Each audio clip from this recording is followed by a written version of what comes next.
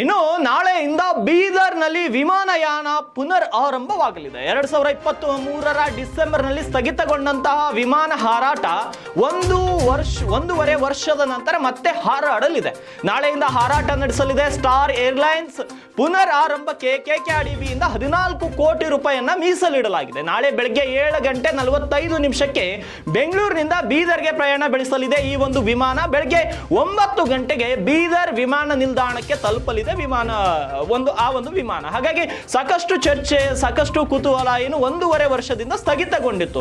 ಬಹುತೇಕರು ಅನ್ಕೊಂಡಿದ್ರು ಬೀದರ್ ವಿಮಾನಯಾನ ಮತ್ತು ಬೀದರ್ ಬೆಂಗಳೂರು ನಡುವಿನ ವಿಮಾನಯಾನ ಬಹುತೇಕವಾಗಿ ಸ್ಥಗಿತಗೊಂಡಿತ್ತು ಅಂತ. ಆದ್ರೆ ಸಚಿವ ಈಶ್ವರ್ ಖಂಡ್ರೆ ಮತ್ತು ಸಂಸದ ಸಾಗರ್ ಖಂಡ್ರೆ ಅವರ ಮುತುವರ್ಜಿ ಮತ್ತು ಕಾಳಜಿಯ ಫಲವಾಗಿ ಮತ್ತೆ ಬೀದರ್ ಬೆಂಗಳೂರು ವಿಮಾನಯಾನ ಪ್ರಾರಂಭವಾಗಿದೆ ಅಂತ ಹೇಳ್ಬೋದು. ಈ ಕುರಿತು ಮತ್ತಷ್ಟು ಮಾಹಿತಿಯನ್ನ ನಮ್ಮ ಪ್ರತಿನಿಧಿ ದೇವರಾಜ್ ಕೊಡ್ತಾರೆ.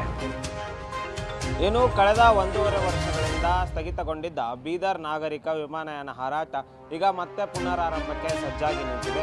ಇನ್ನು ನಾಳೆ ಬೆಳಗ್ಗೆ ಸ್ಟಾರ್ ಏರ್ಲೈನ್ಸ್ನ ವಿಮಾನ ಬೆಳಗ್ಗೆ 7:45 ಬೆಂಗಳೂರಿನಿಂದ ಹೊರಟು ಸುಮಾರು ಬೆಳಗ್ಗೆ 9 ಗಂಟೆಗೆ ಬೀದರ್ನ ವಿಮಾನ ನಿಲ್ದಾಣ ತಲುಪಲಿದೆ. ಏನು ಕೇಂದ್ರ ಸರ್ಕಾರದ ಉಡಾನ್ ಯೋಜನೆಯ ಏನು ಅನುದಾನ ಬರ್ತಾ ಇತ್ತು, ಇದು ರದ್ದಾದ ನಂತರ ಕಳೆದ ಡಿಸೆಂಬರ್ 2023ರಿಂದ ವಿಮಾನ ಹಾರಾಟ ಸಂಪೂರ್ಣವಾಗಿ ನಿಂತು ಹೋಗಿತ್ತು. ಈ ಹಾರಾಟ ನಿಂತು ಹೋಗಿದ್ದರಿಂದ ಏನು ವಿಮಾನ ನಿಲ್ದಾಣದ ಸಿಬ್ಬಂದಿಗಳು ಬೇರೆಡೆಗೆ ಸ್ಥಳಾಂತರವಾಗುವ ರೀತಿ ಒಂದೊಂದು ಗೊಂದಲಗಳು ಕೂಡ ಊಹಾಪೋಹಗಳು ಸೃಷ್ಟಿಯಾಗಿತ್ತು.